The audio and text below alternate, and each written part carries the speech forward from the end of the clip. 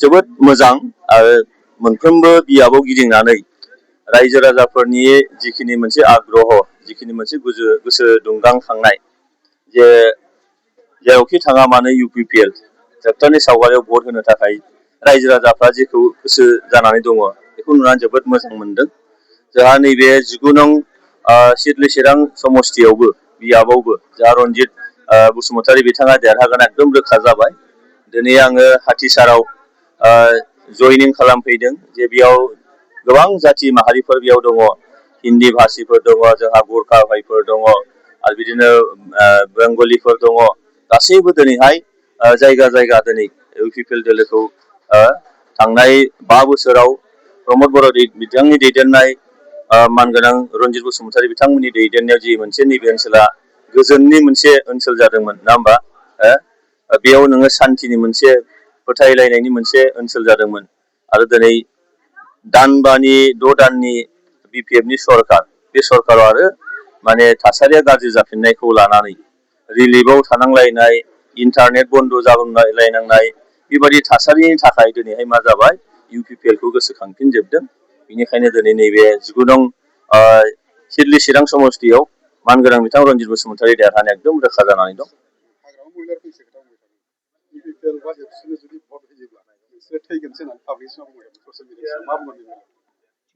हाग्रामा महिलारी बिथांनि जि बाथ्रा बे बाथ्राया दिनैनि थारिखआव मोनसे गोनांथि दं बायदि आं सानाखै रायजो राजाफोरनियाव। रायजो राजाफ्रा माबा मोनसे बेसेन होयो बेखौ आं सानाखै। मानोना बिथाङा गोबां समाव मानसिफोरखौ जाम्बा खालामनानै नाजायो, मानोना गावल' सियान बादि। खिन्थु दिनै बिथांनि माखासे खुगा मानसिया थैयो खुगायाव सेसाया थैयो खियाव होननाय बायदि दिनै बिथांनि राव माखासे बुंनाय रावनि थाखायनो माखासे रायजो राजाफ्रा दिनै मुस्लिम जनगोष्ठीनिफ्रायनो होन बाङालि बा गुबुन गुबुन जनगोष्ठीनिफ्रायनो होन दिनै मा जाबाय लासै लासै गुगाबोबाय थादों। आरो आं दिनै नोंथांमोननि नैबे समाव नोंथांमोननि मिडियानि गेजेरजों आं एकदम गोख्रोङै गोब्राब रावै आं बुङो जे जों UPPL हिसाबै 10 निफ्राय 12 बियाबाव जों देरहागोन। बे नोंथांमोना नायबानो जाबाय फैगौ 4 जुन तारिखआव मे तारिखआव जि साननाय जागोन अब्लानो आंनि दिनैनि बुंनाय रावा नंगौना नङा बे प्रुफ जागोन। नोंथांमोन साथाम एमपि थासेयावबो UPPL दोलोखौ जोबस्रांसिगोन जोबनोसै होननानै बिसायख'थि फोसावदों। बेयो मोनसे बांसावनाय आरो रायजोफोरखौ कनफिउज खालामनायनि मोनसे टेकनिक बेयो। नोंथांमोना नायनायसाय जे दाखालि एमपियाव जोङो 3rd पस्टखौ जों बिदों। 2 पस्टआ बा 2आ NDA हिसाबै बिथांमोना देरहानो हायो। 3rd नोङो अपोजिशननिमोन खिन्थु अपोजिशनफ्राबो गावसोर गोरोबलायैयाव बेखौ बिथांमोना बिनो हायासै। जों नाजाबाय गेजेरावनो बोरैबा जाबायबायो खोमा होननानै। जों गाव हारिजों हारि हिसाबै हाग्रामा महिलारी बिथांनि खाथियाव जों मानसि थिनहरदोंमोन जे 3 MLA फोरनिया जोंनि बिजाथिनो बिथांमोननि भटखौ होहैलाय खोमा। नाथाय बिथाङा बुंबाय जे मानो मस्ला नोंथांमोना मिडिया गेजेराव नुखादों जायखौ जोंनि थान्दैया रायलायनायाव जेखौ बुंदों बे एखे बाथ्राखौनो मिडियानि गेजेरावबो बुंदों, सिगाङाव बुंदों मस्ला मोनोबा होगौमोनलाय खोमानो।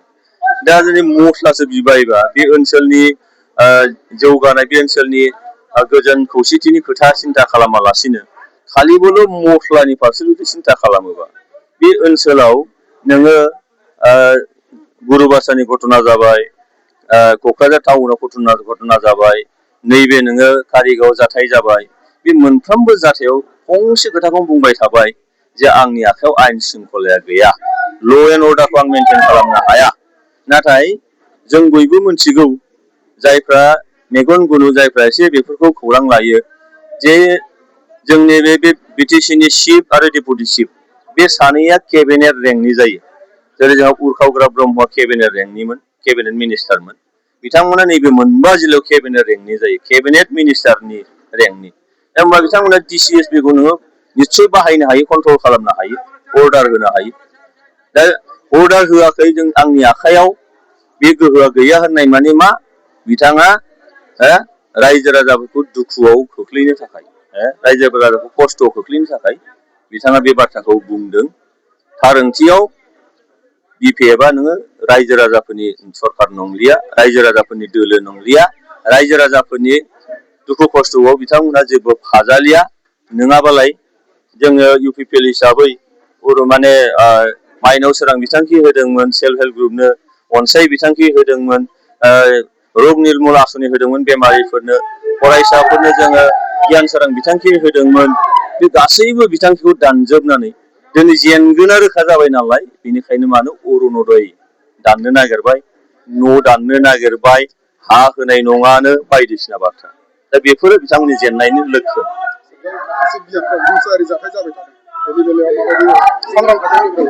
जों इउपिपिएल हिसाबै गोजोनखौनो लुबैदों आरो जेराव जेराव फिसा फिसौ जाथायफोर जादों बियो थारैनो बिपिएफनि साइडनिफ्राय बिथांमोना खालामबाय थादों आरो मानसिनि गोसोआव गिहोनो नाजादों।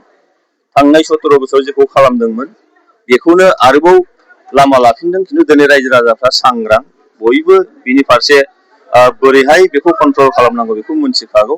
आङो बुंबाय थादों जे बिपिएफ दोलोआ सिगि सग' खालामनानैसो राजनिति खालामनो हायो। गोजोन थासारियाव बिथांमोननि राजनितिया मालाबाबो जाया, बेखायनो बे नाजानाया बुंबाय थादों।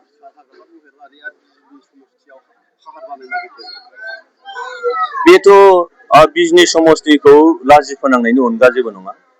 मानोना बिजनि समष्टियाव नोङो मावनांगौ खामानि जेबो गैला नामा, जौगानायनि खामानि मावनांगौ जेबो गैला नामा जे बिथांमोना हाजो बानायनानै होनायनि बाथ्रा बुंदों। दा नोंहा मोनसे समाव मा होनदोंमोन जेला बियो सिफ जाजेनदोंमोन जे जोंनो दरखास्थ' नाङा, जोंनो मा नांगौ जों बयबो मिथिखाजोबगौ, गासैबो लिडारफ्रा खना खनला बेलायनानै बहा लामा दालां बान्दो नांगौ बेखौ जों मिथिखाजोबनाय। दरखास्थ' होनाङा। दाखालि बिजनियाव मिटिं खालामनानै बिथाङा बुंबाय दरखास्थ' लाबोद' दरखास्थ' लाबोद', एप्लिकेसन लाबोद' होनबाय। मानो एप्लिकेसन नांगौ दिनैहाय? आरो दिनै बिजनिखौ नोङो लाजि फोनांनाय बायदि बिजनि बासिखौ हाजो बानायनोनो, आरो बबे हाजोखौ नोङो मानसिया बानायफेरखो? नेचारेलि जादों बियो, नेचारेल जानाय बुस्थु बियो। थारमाने बियो दिनै बिजनियाव नोङो मोनसेबो जिनिस हरा होननायसो जादों बियो, मोनसेबो जिनिस हरा। दिनै इउपिपिएलआ जेखौ टेन्डार जाखा होबायमोन बेखौ दिनै केन्सेल खालामजोब्बाय, नङा होमबा? केन्सेल खालामबाय।